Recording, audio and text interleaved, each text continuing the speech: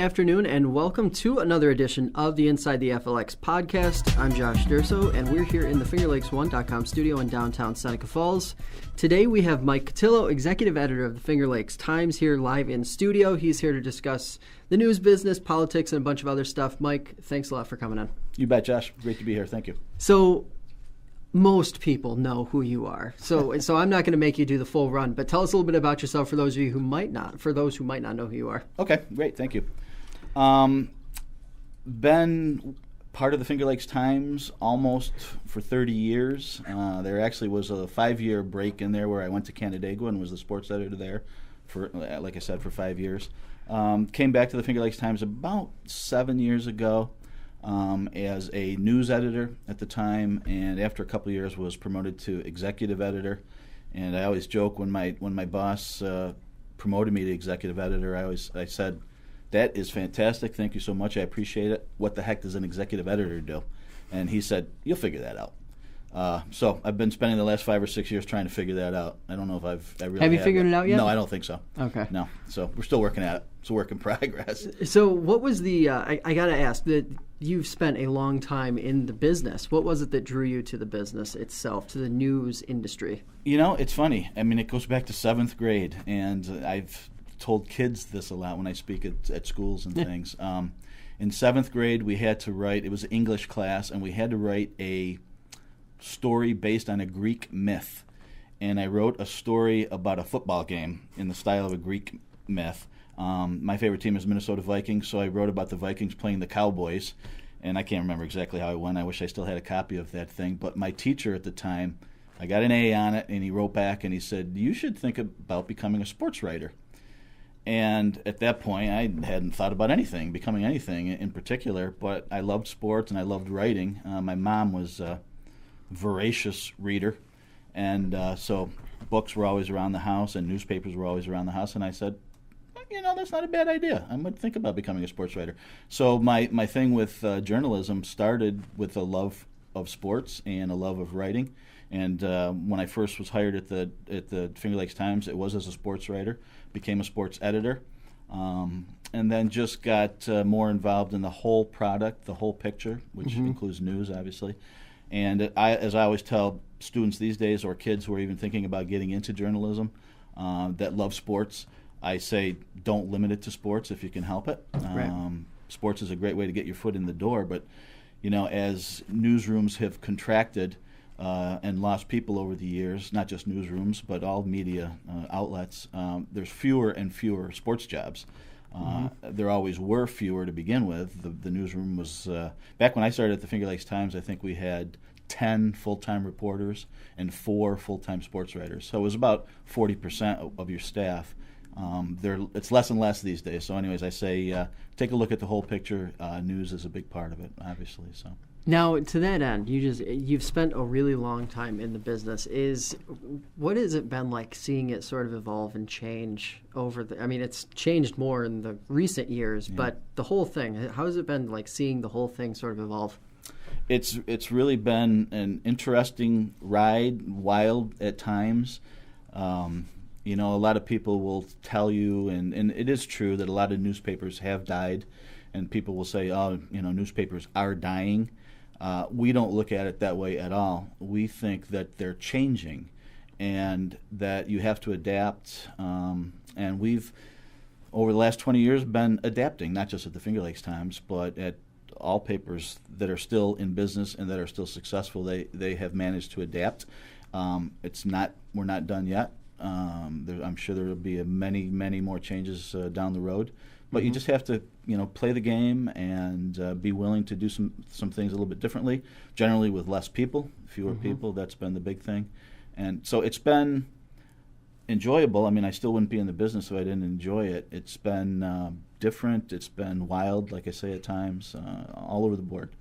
So. Now, if you had to pinpoint the one challenge that's the biggest in this evolving, changing marketplace, what is the big one is it the reduction in people? Yeah, that's a huge challenge. The funny thing is, I say that we used to have 10 full-time reporters. We have 3 now. I say funny, it's probably ironic more than anything else, is that we cover more things now. We do more local things now than we used to with 10. And that certainly was no slam on them, but there were reporters that could spend 2, 3, 4 days on a story back then. It was still a local paper, the Finger Lakes Times, but we ran a lot more wire service stories than we do now. And so you could afford, with 10 reporters, everybody, they kind of rotated as to when their stories were in the paper. Nowadays, with 3, and we have we're concentrating more on local news. The 3 reporters that we have, who are veteran reporters, thank God, they pump out 3 to 4 stories a day. Right. Because it takes 10 to 12 local stories along with local press releases and things like that to fill up the paper. So, it's just a whole different dynamic, I think. This is the one thing that we hear, everyone I feel like hears a lot. Investigative journalism is dead. Yeah. It's dead. It's gone. Is it dead, or is it just taken a different form now? Yeah, I don't think it's dead, especially with some of the bigger papers, like the New York Times and Wall Street Journal and things like that. They can afford to, I don't mean monetarily afford, but because they have enough reporters, they can afford to have somebody go off and investigate something for 3 or 4 or 5 days, a couple weeks, whatever. Right. We really can't. We can't fill up that local paper every single day if 1/3 of our reporting staff is in the library or in some archives or interviewing people. So we still like to investigate things as much as we can, but there's only so far that we can go because we want to fill that paper up every single day with local news. So it's not dead. It's just a whole different animal, and you've got to figure things out a little bit more, I think, than you used to have to. It is. I mean, admittedly, it's, in my opinion, just my opinion, the best product, the best daily news product that exists in paper form still, and in the Finger Lakes region. And it's one of those things. Do you, when you see other news organizations dropping back to weeklies or semi-dailies, does that concern you, or does it just make you guys say, okay, we just have to focus more? Honestly, personally, it saddens me. Right. Those papers that have contracted or even gone away around us, and thank you for saying that about us, by the way, I appreciate that. They were competition, they are competition, and we always have looked at it that way. And when you see them go away, or you see like the Syracuse paper go down to 3 or 4 days a week of home delivery and that kind of thing, it just saddens you because you realize that the industry is taking a shot, taking a hit. So I'd prefer that everybody was at full strength. I'm a sports fan, huge sports fan. My favorite thing is when 2 great teams are playing and they have all their players. Right. I hate to see one guy with one of their star players not being able to play or something like that. So it's the same thing in our industry. I love to see everybody at full strength. I think it makes the industry better, makes everybody on their A game a little bit. And our ownership, our management still believes in that printed product, and that's why you see us the way that we are. There's all kinds of models out there. There's all kinds of business models out there, and not every ownership group or management group believes the same thing that ours does. So we're still clinging to it. It still pays the bills. It makes money, and I'm a traditionalist, I guess, so I still believe in it very much. Now, to the end of local media in general, a lot of people, especially with some of these really hyper-local, like the landfill versus Seneca Falls issue, things like that, you get people who will literally come up to you and say, what you're doing is completely necessary. Now, make the case for the people out there who might be saying, these papers aren't really doing that much. They don't need, we don't need this type of content anymore. Because there are people who say it. To me, it's wild. It makes no sense. Yeah. Well, and actually that goes back to one of the challenges, too. And what I was going to say, a great challenge these days is, people in your age group, actually, and even a little bit younger than you, a huge challenge is getting them to realize that a newspaper means something. It's significant in your life. A lot of people think these days that they get their news, or they will say that they get their news and things like that from various social media outlets or from websites and things like that. And there's some value to some of those things. I don't think that they're as comprehensive as a daily newspaper is. When you open up a page and there's 5 stories, peripherally, even if you don't read all 5 of them, I think your eye catches it or your brain catches it. You know the headlines, you know what's out there. If you're getting your news on a device, even if you're looking at a PDF of a newspaper page, it's so small that you're just not absorbing all that stuff. So I think this is a long-winded answer, but the scary part to that whole thing is that people are not going to be as informed. And we've always heard, go to the voting booth, do your homework before you go to the voting booth. Know the candidates, know the issues. Well, if you're not reading them, either in a newspaper or online somewhere, if you're not reading about the issues, learning about the issues, learning what the candidates stand for, how informed can you really be when you go to the voting booth to vote for the people that are making the decisions that affect your wallet, affects your family, those kinds of things? So we are in the unique situation of, that's our job. We can call people up and we can talk about the issues and disseminate that information to readers, kind of do the work for them. Everybody's busy. Everybody's got jobs, families, kids. This is our job, and we're getting that information. So hopefully you can read it, digest it, learn something, and then make your decisions based on information. So. Now, you just brought up, that was a great transition. We're living through a pretty divisive period right now, politically, socially, the whole 9 yards. How does a news organization, in your opinion, stay balanced without getting sucked into one side or another side? Hard. It's really hard because we have people who work for us, and people have opinions, and they're Democrats, they're Republicans, they're conservatives, whatever. But we're not a super political newspaper. There are some that are, and they make no bones about it, and that's just who they are. You'll see things like the most conservative paper in Atlanta or something, or we're the most liberal paper in the panhandle of Florida. And, they tout themselves as such. Okay, that's fine. You know what you're getting when you buy that paper. We don't look at ourselves that way at all. We just look at ourselves as covering the news, the families, the lives, the lifestyles of the Finger Lakes. Our reporters, do they have opinions on things? Of course they do. But they're veterans, they're really good, and unusually so, actually, for a small paper our size. I think, that's my opinion, I guess, but others feel that way too. They're able to keep their opinions out of their news coverage for the most part. Right. Sometimes some things will sneak in, and we'll get called on it. I do get calls. I don't always agree with them, but they're able for the most part to report the news unbiasedly. Right. So in keeping in that vein, you guys endorsed Hillary Clinton in November and took a lot of heat for it, unfortunately. Walk us through. Personally, I agree with the sentiment that it's necessary and it should happen. Thank you. But walk us through what the process is for you guys executing that, and then what that's been like since. Okay. How long is this show? This might be the last question that you asked. No, I'll try to give you the short version of that. First of all, we still believe that endorsements are important. There are a lot of newspapers these days that have stopped doing them because of the hits that they take, and generally it's advertising more than anything. Yeah, you might lose some subscribers, but if you lose advertisers, that's bad. So a lot of papers no longer feel that they can take a stance because it'll hurt them financially. We still believe in it. We lost some subscribers, I'll be honest with you, after we endorsed Hillary Clinton.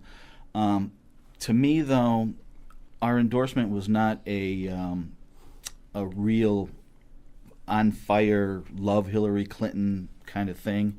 Our editorial board is about right down the most down the middle that you can be as an editorial board. There are 5 people on it. 2 lean right, 2 lean left, and 1 is a registered independent.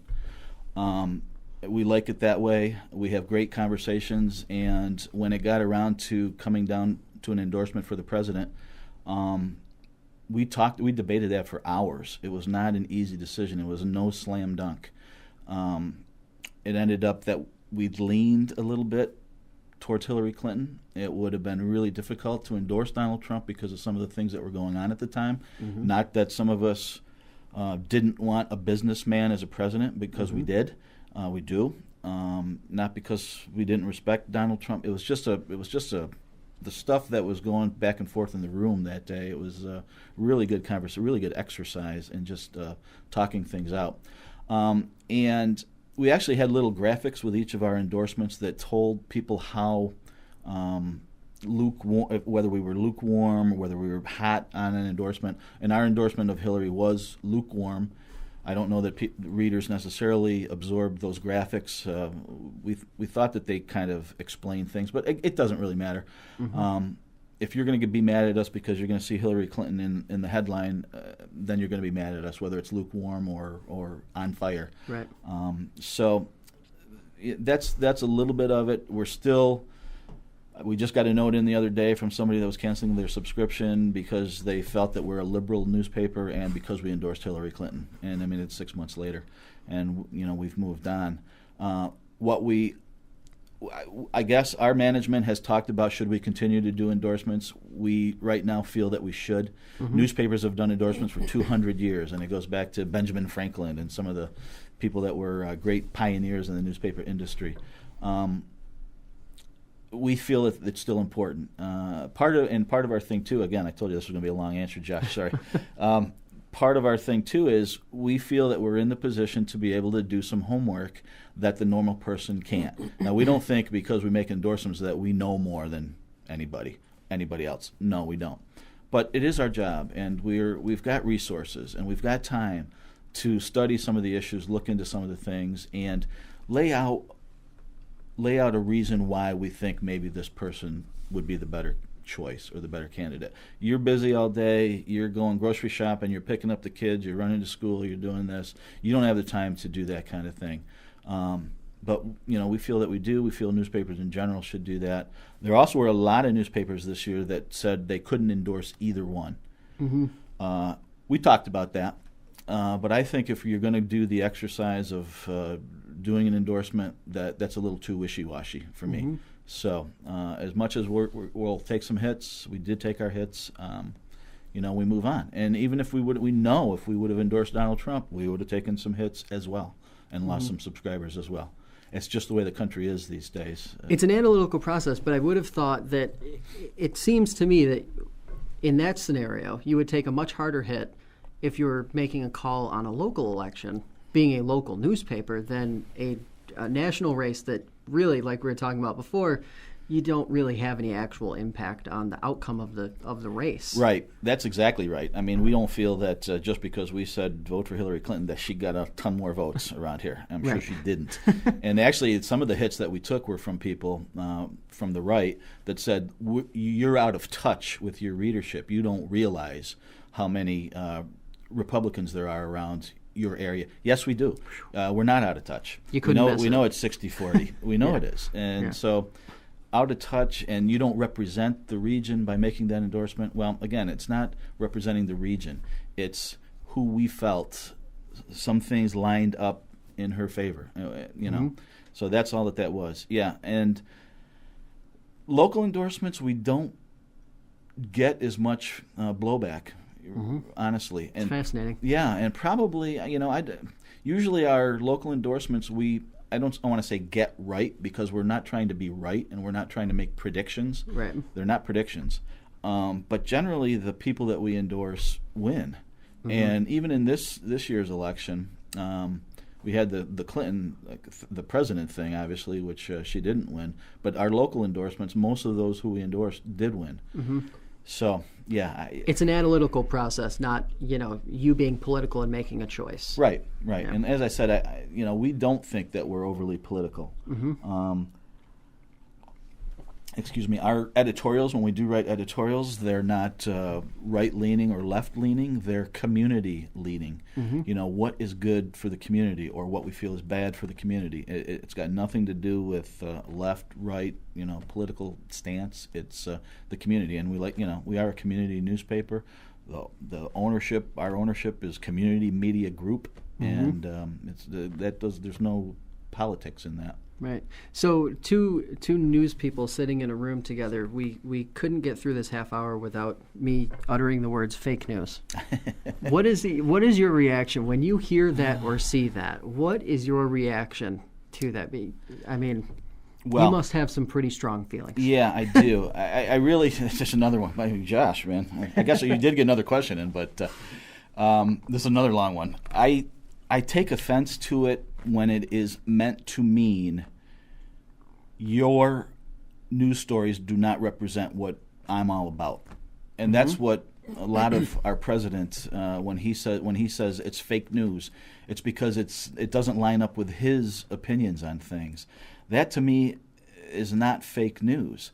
And honestly, again, you can go back 200 years, and there have been examples of, it wasn't called fake news back then, but there was things called yellow journalism, sensationalistic journalism. The truth was stretched. This is no new phenomenon. But now politicians and others are using it because you don't agree with them. Your story doesn't line up with their views or their opinions, and they're calling that fake news. It's not to me. And of course, you knew it was going to trickle down to the local level. We knew that, especially when Mr. Trump was elected.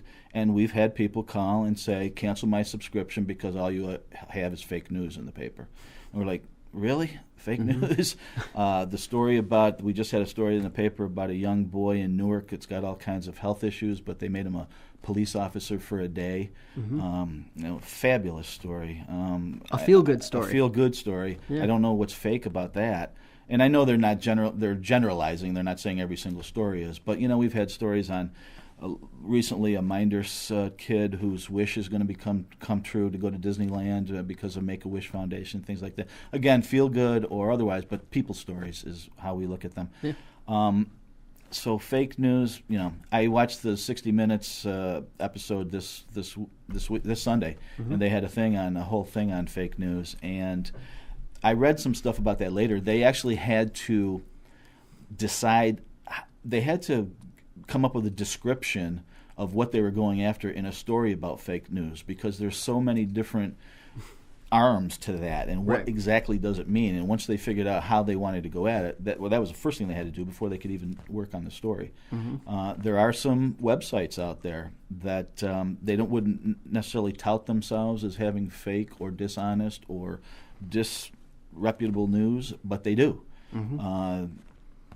I think that they're just out to make a buck, to tell you the truth, because people will consume that kind of thing. We used to have, parodies. We still have The Onion and some things like that. Yeah. They make no bones about the fact that it's humor, satire, and humor, and that goes back 200 years too. Yeah. But now there's the other ones that come across as looking, as they said on the 60-minute piece, newsy.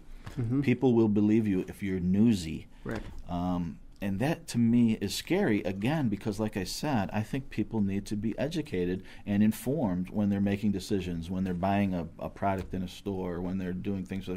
They need to know real facts, not fake ones. Well, you guys had a poll in the paper rating. You asked the readers to rate Donald Trump's performance, and it was like 30 or so. What was it, like 30 days ish after the start of his term. Yeah, and it was picked up by one of these alt-right websites based in California. Yes, based in California, and it was freaked. So tell us a little bit about that, but how that kind of lends into what you were just talking about. Yeah, we took some heat, number one, because people, especially on the right, felt that we were making a judgment by saying just 30 days into Trump's presidency. How can you make a judgment? And you're just trying to look for you're trying to get negative. And we had letter grades, grade him from A to F, were the answer to the poll. Well, it wasn't for that. I mean, obviously, again, not political. It was just because he was in the news so much, executive orders and all kinds of things right out of the gate. Okay, let's see what people think, what kind of job they think he's doing, even though it is early. Yeah. So we put that out there. Within an hour or so, we think that someone local who's a fan of the website is called Free Republic. right. which is where the term FREEP comes from, Free Republic. It is an alt-right, or at least very far-leaning right website. They make no bones about it. And so they said, let's FREEP this question. They sent it to Free Republic, and they sent it out on all their various avenues. The next day, so that poll went up on a Monday. On Tuesday morning, there were 1,300 votes, 1,100 giving Donald Trump an A. Mm-hmm. And some of the comments that people wrote in, because they could write, say, what a fantastic president, and et cetera, et cetera. But our polls, a really hot issue like a landfill issue or a lakefront development in Geneva, they get 400 or 500 votes a week. Yeah. So we got 1,300 the first day. Yeah. And right away we were getting emails from people saying, your poll's been hacked, it's not reliable. We didn't look at it as being hacked. It's just, it went out, we figured out that whole thing. Mm-hmm. The ironic thing about that is now the left-wing folks were upset that Trump had so many A votes on our poll that they put it out through social media, through Facebook and other things, and then all of a sudden the Fs caught up with the A and went ahead of the A's. There were over 1,400 F votes. Mm-hmm. Bottom line is, by the end of the week, we had over 5,000 votes for that poll question. And our poll questions are not meant to be scientific. Sometimes we do ask, really serious local questions because we want to get people's views on a lakefront issue or landfill issue, and we might do a story based on that, based on the poll results. Again, knowing that they're not scientific, there was not going to be any story on this question. It's a national thing, but for us to get 5,500 votes, it just again shows you where we are right now, I think, on a lot of this stuff. Well, we really appreciate you coming in today, and I'm sure since this half hour flew by so fast, we'll be having you back again sometime this year. Well, thank you, Josh. I appreciate it. I can talk about this stuff all day. We do at work, too. Yeah. So. All right, well, that's going to do it for us today. We'll be back next week with Katie McIntyre of Generations Bank to discuss the Right to Run 19K, which is set to take place on May 13th. In the meantime, though, don't forget to hit that subscribe button if you're checking us out on YouTube. The pod is also available on iTunes, Stitcher, and the FingerLakes1.com app. For Mike Cutillo, I'm Josh Durso, inviting you to join us next time on Inside the FLX.